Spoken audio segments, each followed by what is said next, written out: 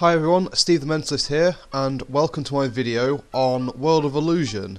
So this is a game that was originally released on the Sega Megadrive. Basically, it's a very unique kind of game, as most Disney games are.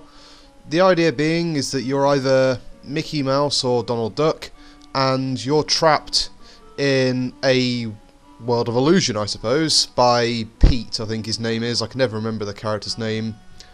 And the general idea is you're fighting through different worlds in the game, and you're trying to get the magic spells to try and reach, or try and find a way out, I should say, sorry. So, it's actually one of the few games you can play that's two-player, and it's not much of a benefit doing it with two-player, actually. There's no split screen or anything like that, it just shares the same screen. So I'm going to keep it on one player, and you can choose between Mickey Mouse or Donald Duck, and there's really not much difference between the two actually. So I think Mickey Mouse can actually reach smaller areas, so basically Donald Duck's backside, we should say politely, is too big to fit through certain areas. So that means he has to go different routes to Mickey Mouse sometimes. And yeah, actually I'm going to be Donald Duck for today. So the first world you have is just like a nice forest kind of level. It's pretty simple gameplay, as all Disney games are. So you can hold A to run, and you press B to use your magic cape, and that's your means of attack against the enemies.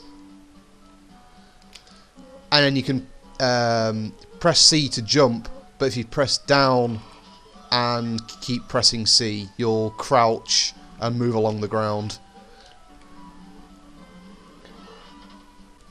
So in the game you pick up different items. So as I was jumping up that segment there, I was picking up a lot of question mark bags which have cards in them, and I think every so many cards you pick up will give you additional health, and health is recorded in the way of these cards in the top left. You can also pick up sweets which will also recover your health, and you can also find top hats which are your tries, because they're going from a magician theme obviously. I was just looking back there to see if there's anything special, but the game's pretty basic. They don't normally hide too much out of plain sight, or you don't really have to go out your way to get it.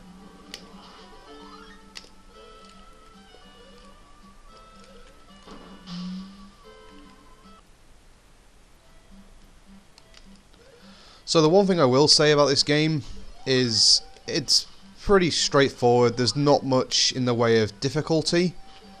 But what the game does offer, which is pretty much the same for most Disney games, Aladdin that was released on the Mega Drive, and I think the SNES is also in this category. There's really nice games.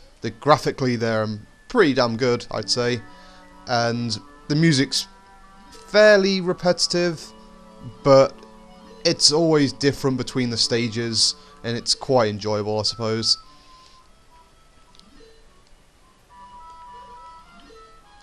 But the actual game itself is nothing special. So I mean, you've got these kind of segments here which are not unlike some levels in Super Mario World, where you're kind of on a fixed path and you have to just follow it to the end.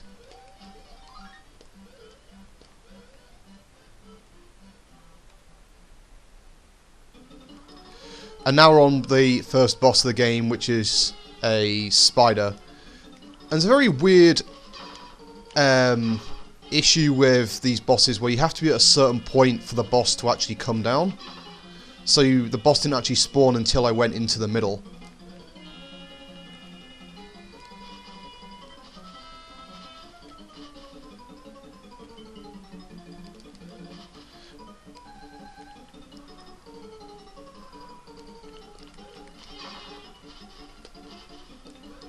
Missed him on the second go there.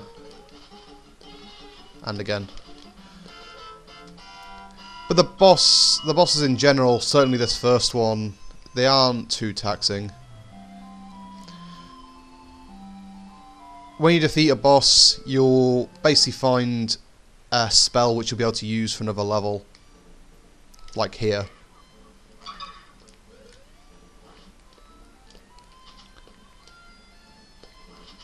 The one thing which I think lets the game down is this level here. There is another later level which I'm thinking of, which is also annoying. But to control the magic carpet that you're on, it says you're supposed to hold the jump button. But I tend to find that doesn't actually work. You have to keep repeatedly tapping it. Now the problem for me is that the controller that I'm using at the moment has a bit of a dodgy C button, so it means that on this level it's not so bad actually, but there is a later level wherein it's a real problem.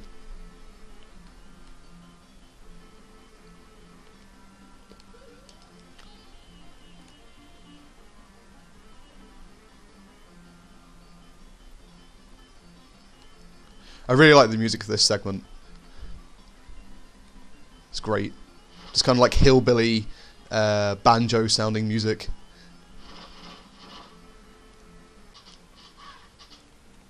Now that was pretty cheap.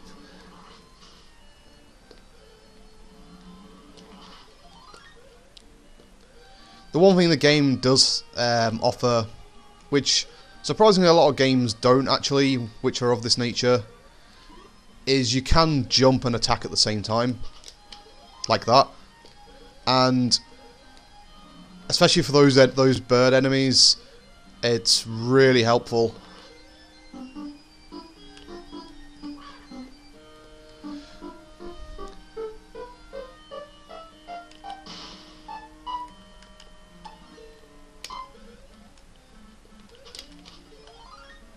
And I almost died then. I went down backwards.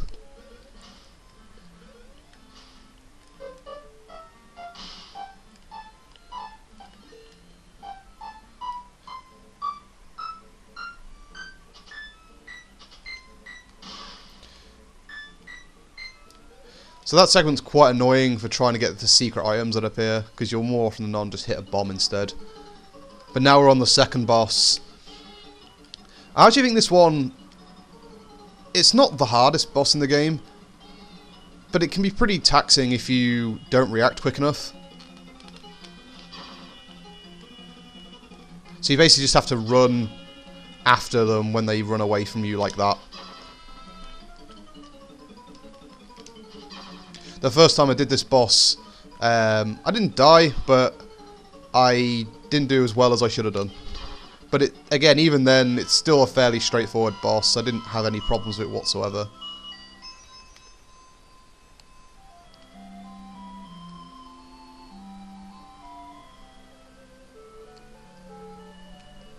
And now it's given us another spell, which we have to use straight away,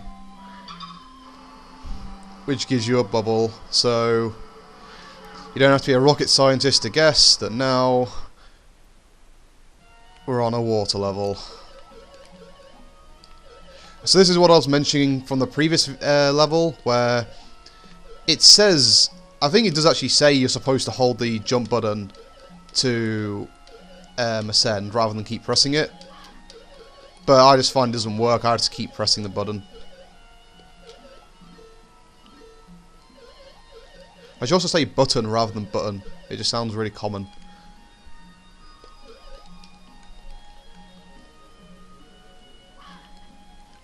It's also quite annoying that you can't fall faster in this game.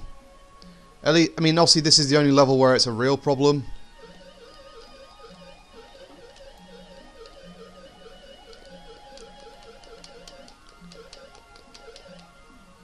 So you might be hearing me mashing the C button to try and get through some parts in this level, like this one. So it's a real struggle. Like,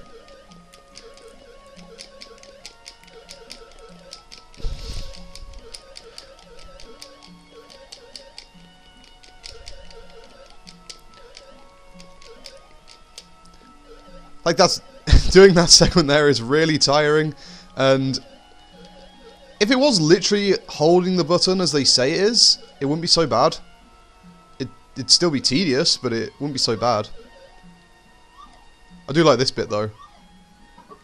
Yeah, get the clam to follow you so you can get access to the secret item. I say secret, it's in plain sight. Hard to get item, that's what it should be.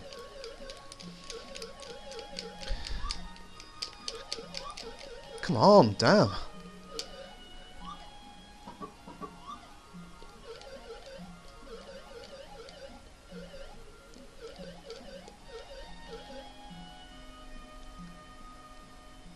But as I've said already, the environments and the music in the game really are great. I mean, this level looks fantastic. I mean, this is on the Megadrive as well. Certainly one of the better looking Megadrive games you can get, I think, anyway. I mean, just how the goldfish are animated are just, you know, they're fantastic. And this is actually one of the areas where Donald can't actually get through, so you'd normally have to be Mickey to get through and do this area. But this is kind of... it's not a massive downfall in the game, it's just more annoying for me, is that you have to go there first with Donald before you can activate this bit here. So this is actually the next bit of the level for Donald.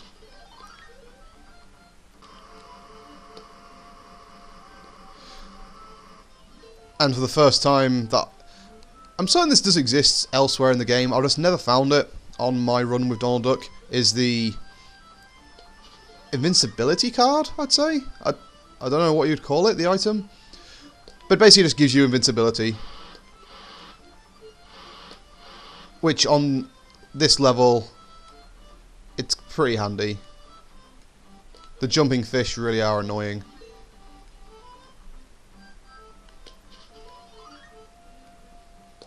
Like that. I actually waited then as well, because I knew there was a fish there. And even then, it didn't actually jump.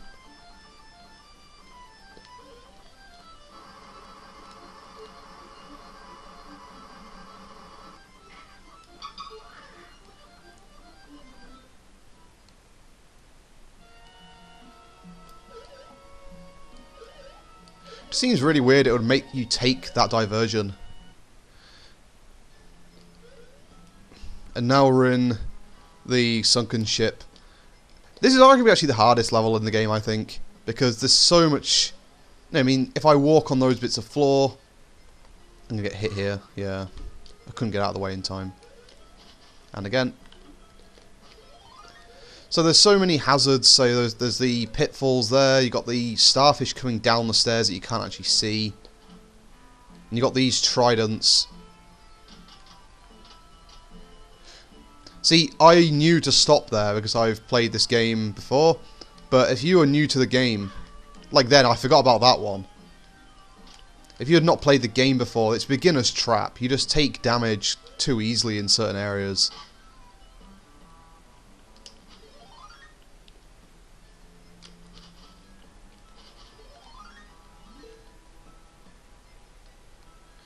And this area with the literal swordfish is no exception.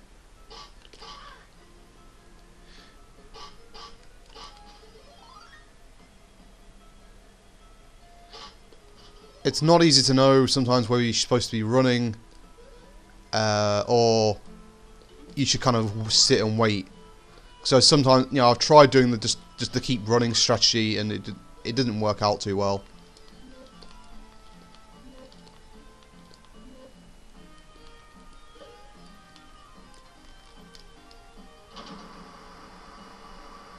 I like the swimming shrimp at the bottom of the screen. I think that's cool. Just when you've taken out an enemy. Oh yeah, so now we're on the third boss in the game, and this is actually, I think this, no, I'd probably say this is the hardest boss. For reasons that become apparent. It's just quite hard to avoid getting hit sometimes. There's a good chance I might have to use one of my tries here.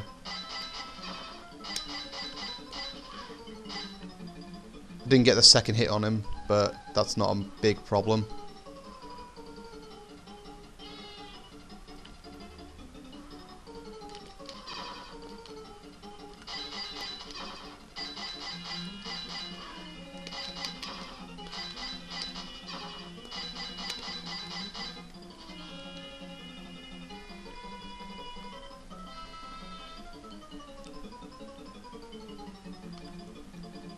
The general strategy is to try and keep as far away from him as possible, because he's going to do this jump maneuver like that.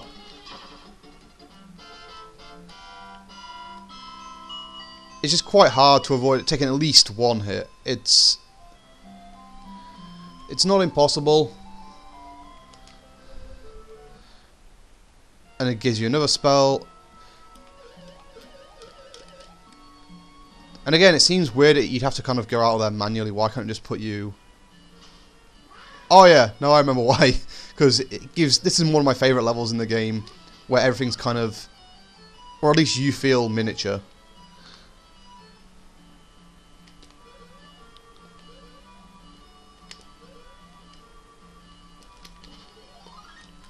Also has some of the more annoying enemies in the game, but... I really like this. So you press the top of the perfume and it gives you a platform that you can run across. I think it's really nice. And I really hate those things. Stationary things. I don't know what you call them. And yeah, I deliberately went down and took a hit so I can get that try, because I had a feeling this would happen.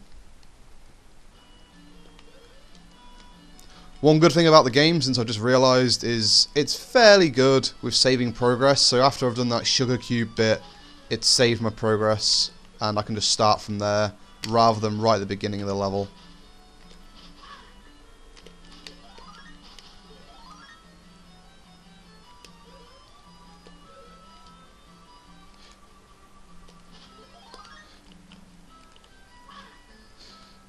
So, like other games as well, is that you can, I can keep spamming and going back for that try whenever I've used one to restart the game, or restart the level, I should say. I'm not going in that sugar cube.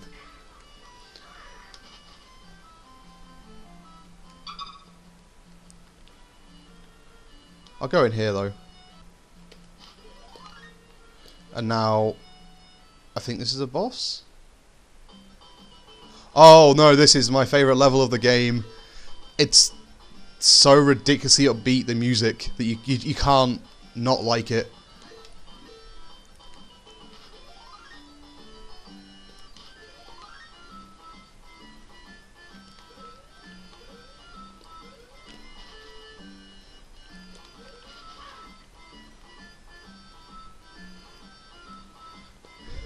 This level is just fantastic.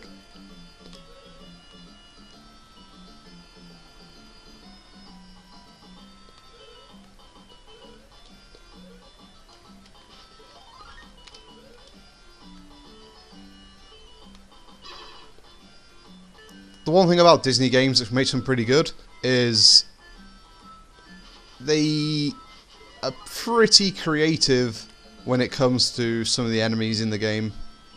So in this case, I mean, they are mildly based on similar characters from, say, Alice in Wonderland, but they're just a little bit more zany, I suppose.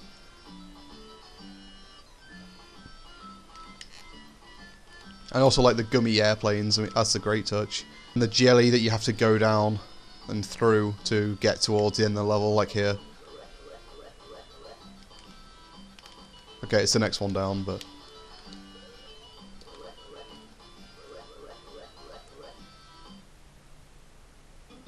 Now we've got the boss, which is Madam Mim from Sword in the Stone.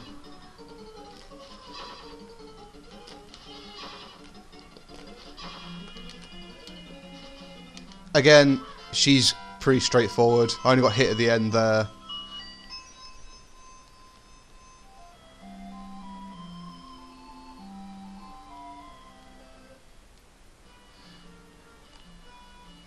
And so now we're on to the final level, I believe, which is Alice in Wonderland Land, to be correct.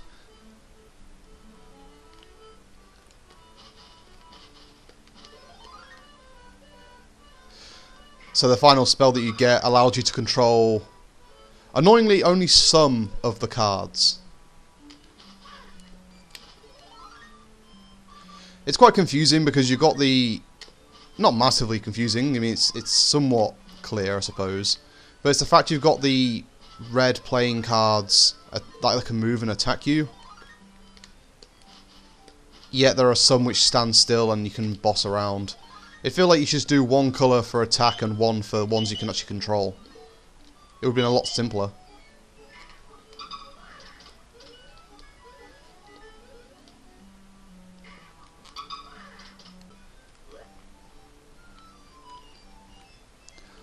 Oh, this makes so much more sense.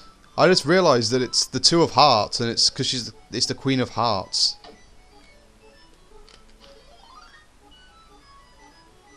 Like none of the other suits were hearts there. Oh, that was silly.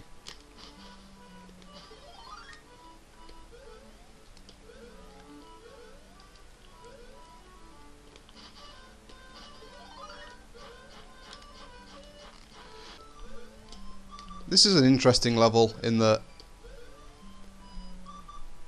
it's just very unusual. So you use what seems to be a weird cross between a saw and Woody Woodpecker.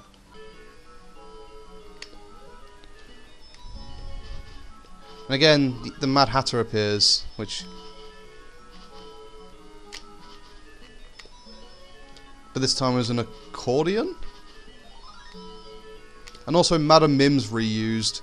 I guess towards the end of the game, they kind of ran out of cool characters. Cool, evil characters, anyway. But even then, the Mad Hatter's not evil. I don't know what their obsession is with making him a bad guy.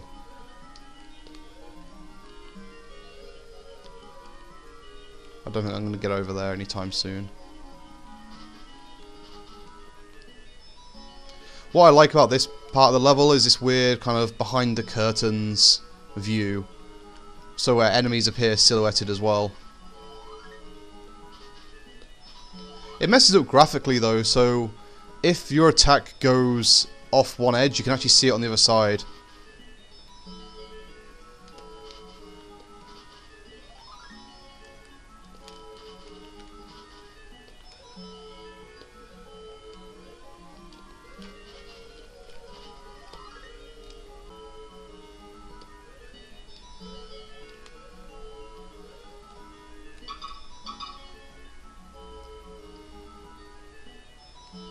It's a very interesting animation for the chain. I don't know if you can see that on the video. It kind of had a static segment which I was on and just added more of the chain behind it.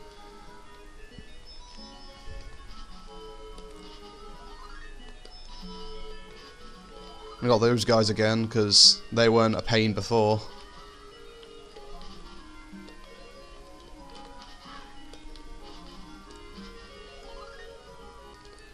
And this guy's going to run into me, no doubt.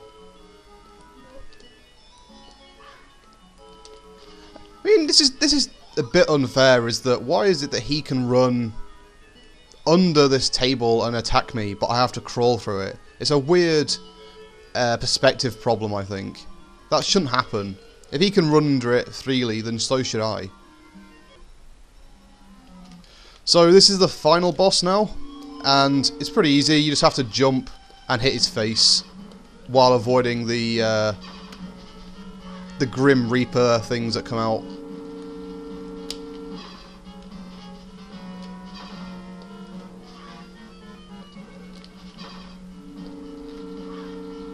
I'm probably going to die here.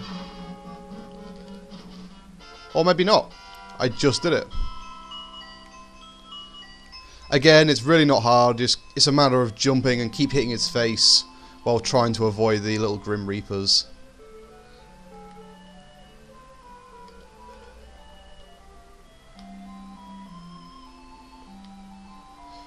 And there we go. So once we get this book, it allowed you to escape from the world of illusion.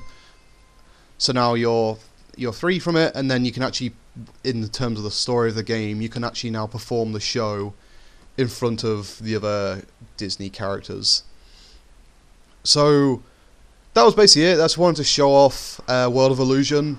It's quite a nice game. Graphically, as I've said several times, it's really nice. The music's pretty good. It's pretty easy. Especially a game for its time. It's deceptively easy. And it's nothing special, but it's certainly a very nice Disney game nonetheless. And I think it's worth picking up if you don't have a copy. I think it's worth buying. It's fairly common. It's not too expensive. So this is just the montage at the end. You see Donald getting frustrated about the rockets, or the magic trick. So, I've been Steve the Mentalist. Thanks for watching my video on World of Illusion.